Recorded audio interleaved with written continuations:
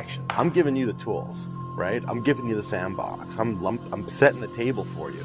But it's up to you to decide what you want to eat. Master Chief is human. He's not a machine. He's not a set of armor with a big weapon.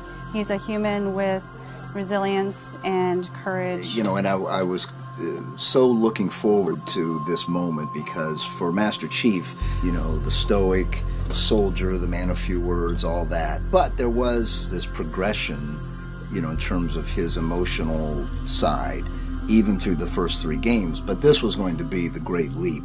What happens when that soldier starts to discover his humanity? We had to create a situation that was going to knock him out of his comfort zone. The Master Chief has settled into this comfort zone of being the hero. You know, it's interesting. Early on, we talked about the hero's journey, and like, how do you have a hero's journey when he's already a hero? What are the sacrifices that you need to make in order to preserve something as precious as humanity? The journey is the important part. The growth is the important part. And so really, where does he still need to go as a human? That became the key to not just the story of Halo 4, but the entire trilogy. We're really examining what sort of burdens a Guardian carries. In a lot of ways, the story that we're telling with Halo 4 is about putting Chief in circumstances where he's forced to change. He's forced to take himself. In a way, Chief is a Guardian. Cortana is Chief's Guardian. The Forerunners were the Guardians of their own universe, and they might have to make a decision that not everyone is going to agree with and that some people might condemn.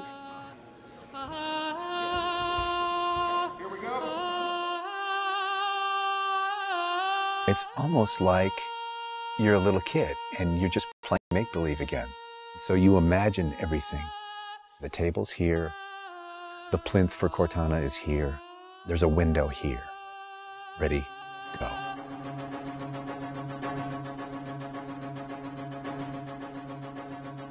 How can we immerse the player even more in this world that we've built around them? I'm not doing this for mankind. How can we have Chief have to deal with his own humanity? Everything had to be predicated by what the character needs were and what direction the characters needed to go in. The art direction specifically for Halo 4 isn't about creating an emotional tone for Halo 4, it's about creating an emotional tone for every single moment and experience that the player needs to understand. Similar to what we said is that, you know, we build what we need to see. We can't look too far this way, it starts to fall apart. But back in here, things are looking good. Film is like, I'm going to create something and it's going to be awesome and I'm going to polish it and I'm going to own it, but I'm going to share it with you, which is very different than game storytelling, which is I'm going to give you all the tools, I'm going to give you all the possibilities, and it's up to you to discover it. Answering questions and answering the directions that the narrative had already taken defined the path forward for us as we started to tell the story. We're always telling these huge, big stories. We've got Infinity, it's the biggest ship that has ever been launched. We've got Requiem, which is like the biggest Forerunner artifact we've ever found. But in the middle of all of that, we've got this very small personal story between Master Chief and Cortana. You tell a story with every detail that you put into a game. Immersion is really what allows somebody to believe your universe and also to become emotionally caught up in your universe. Ready to get back to work? I thought you'd never ask. How do we make sure the sights and the sounds and the things that they're feeling as a player inhabiting that suit really comes through more clearly? And you know, technology has allowed us to do that with much higher fidelity than back in the CE days. Okay, so those are definitely bigger ones. Yeah, those start to get. Just because we've got more people. Let's roll video. So this will be just video and audio only, no face, no mocap.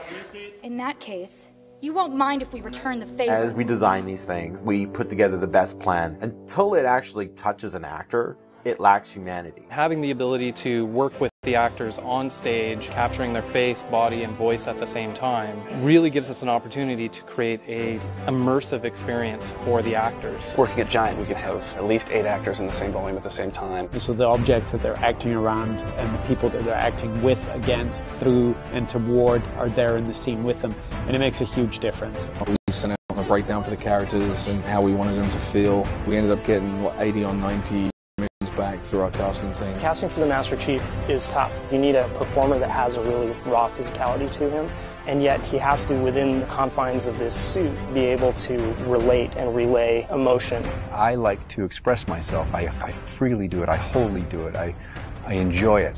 And so pulling back on all of those instincts is what's required to play him. Imagine that translating to a 3D model with huge armor And making sure the personality of Chief's movement comes through that armor was really critical. And that really came down to Bruce's acting, his physical stature, and really his physicality as he went through all of the performance. You'll never see his face or hear his voice, but all of the other actors that are playing off of him have received so much from him in their performances, and I think that they would all agree with that.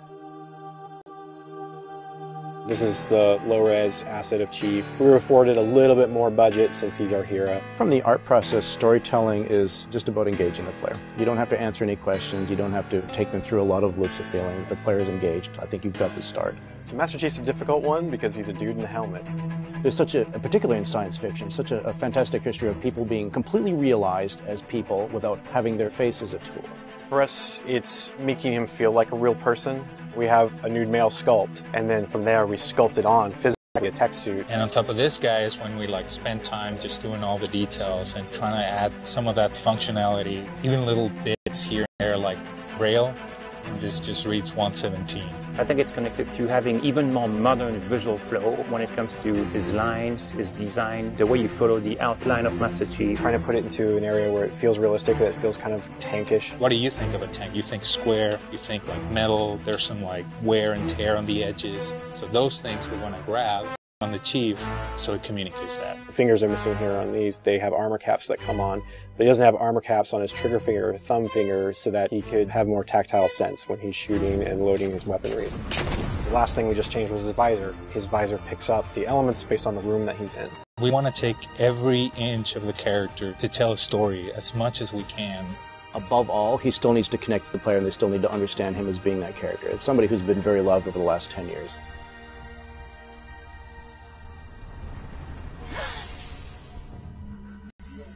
The irony here, right, is that we have a character who's not human at all in Cortana. I was put into service 8 years ago. She is the most human character that we have in the story. Right? She's struggling with her own mortality. AIs deteriorate after 7, Chief. That's something that everybody struggles with. That's the most, human it gets. If we can just get back to Earth and find Halsey, she can fix this. Everyone has to figure out what it means to die. She's strong, she's convicted. She herself is going through a really difficult time in understanding the things that are happening to her. We were looking for somebody who really could bring just fire and stuff that's required for some of those sequences. We needed to make sure we found someone that had some innocence to her, but also could be very strong at the same time. If you imagine that you could have 20 emotions at one time, she has that. I will not allow you to leave this planet!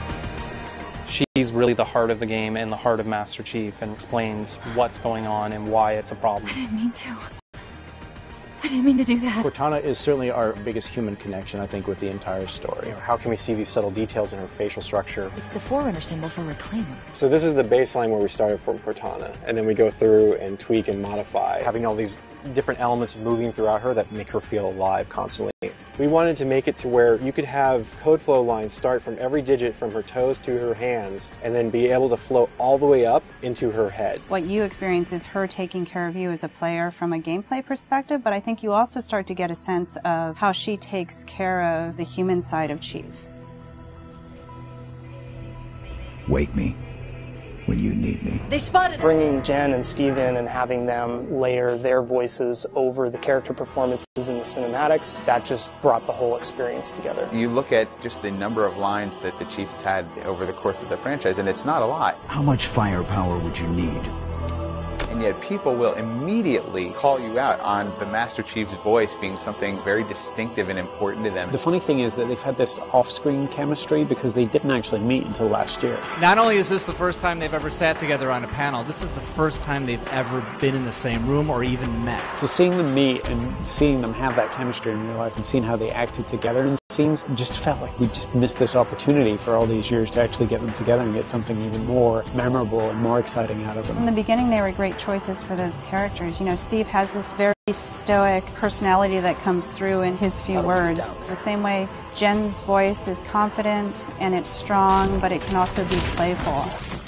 You do know you don't have to wait until the last minute just to impress me, right? In many ways, Halo 4 is the first act. Player to be able to ask themselves what it is to be a hero. Is the sacrifice worth it? I often think of him as like Atlas, you know, like he's got the weight of the world on his shoulders all the time. Chief and Cortana are the same person, but she has always been the reflection of his humanity. People don't play Halo to watch a soap opera, and yet you don't want to just be kind of pulp. To me, it's a natural progression of this story, and it takes this relationship to the place it should go to.